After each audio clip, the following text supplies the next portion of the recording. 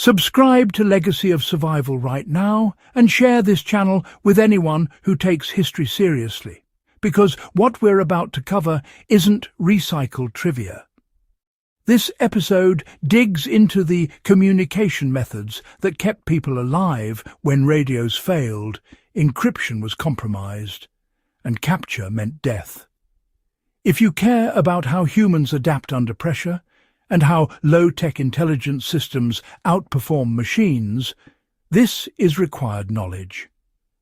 Stay with me for the next minute, because this opening matters. During the World War II, the most dangerous moment in any operation wasn't the firefight. It was silence.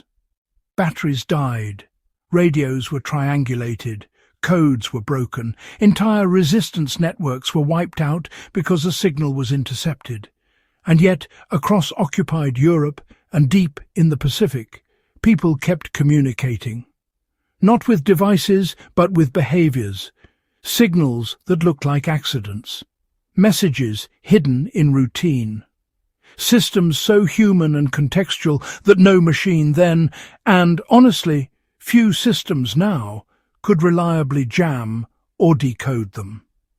These methods saved pilots, guided sabotage teams, and allowed civilians to resist occupation without ever touching a transmitter. That's what we're unlocking today. Why World War II forced communication beyond technology. Modern audiences often overestimate wartime radios and underestimate how fragile they were. Field radios were heavy, short-range, and power-hungry. Direction-finding units used by the Gestapo and Japanese Kempeitai could locate a transmitter within minutes. Organizations like the Special Operations Executive and the Office of Strategic Services learned quickly that every transmission was a gamble. As a result, operatives were trained to communicate without emitting anything electronic at all. The lesson is clear. When technology becomes the vulnerability, survival depends on human systems. How everyday behavior became an unjammable signal. One of the most effective methods involved altering normal routines in subtle but pre-agreed ways. A resistance contact might hang laundry in a specific order, place a flower pot on a windowsill, or leave a shop door partially open. To an occupier, this was meaningless background noise.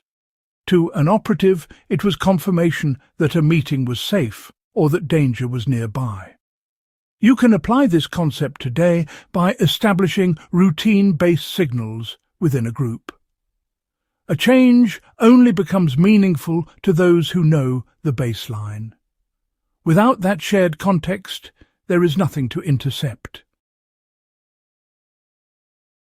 So, why did visual signaling actually work when radios failed? Well, visual signals were, absolutely everywhere during the war because they relied on line of sight rather than the radio spectrum. Allied pilots who were shot down over France, for instance, were guided by things like chalk marks, broken branches, or even stones that were arranged in patterns to mimic ordinary agricultural debris. In the Pacific, downed airmen would use mirror flashes and ground symbols to, signal submarines and aircraft. These signals were effective precisely because they blended into the environment. For modern survivalists, this kind of thing translates directly into terrain-based communication. Stones, sticks, snow, or sand can all carry information without leaving digital traces, as long as everyone agrees on the system in advance. Now, let's talk about how sound was used sparingly and, very deliberately. Sound was dangerous, but it wasn't, completely abandoned. Instead, it was tightly controlled. Resistance groups would use specific coughs, footsteps, or even work noises to signal identity or intent. For example, a blacksmith striking metal in an irregular rhythm could indicate that a patrol was nearby. In prisoner-of-war camps, taps on pipes or walls evolved into complex communication systems that were derived from earlier codes. These methods worked because sound carried only locally and briefly. If you're thinking about applying this today, the main principle is restraint. A signal that's short, context-specific and fleeting is, well, far harder to exploit than continuous communication. Why did human couriers sometimes outperform even the most advanced encryption machines? Well, despite famous systems like the Enigma, many messages were actually safest when carried by people. Couriers, you see, memorized information and carried nothing incriminating. If captured, there was simply nothing to decode. This wasn't about romanticism or old-fashioned bravado. It was, quite frankly, risk management. And you know, today this principle remains remarkably relevant. Information stored only in memory simply cannot be hacked, intercepted, or traced. In high-risk scenarios, the safest data is, without a doubt, the data that doesn't exist in physical or digital form. Let's talk about how deception signals protected entire networks. False signals were, believe it or not, just as important as real ones. Resistance cells sometimes maintained decoy routines specifically to mislead occupiers. For example, a window signal might remain unchanged even after a safe house was compromised, drawing enemy attention while real operations quietly moved elsewhere. This concept applies directly to modern security thinking. Not every signal should be true. Controlled misinformation, when used ethically, can actually protect real assets by absorbing attention. So, what does World War II really teach us about modern survival communication?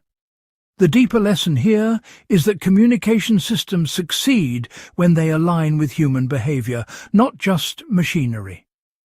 WWII's operatives understood that meaning is created through shared experience, not technology alone. If you're building a resilient communication plan today, honestly, start with habits, environment, and trust. Establish signals that look ordinary.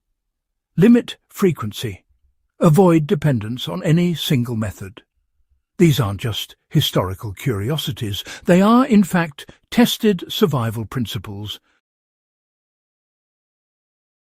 Why does this knowledge still matter?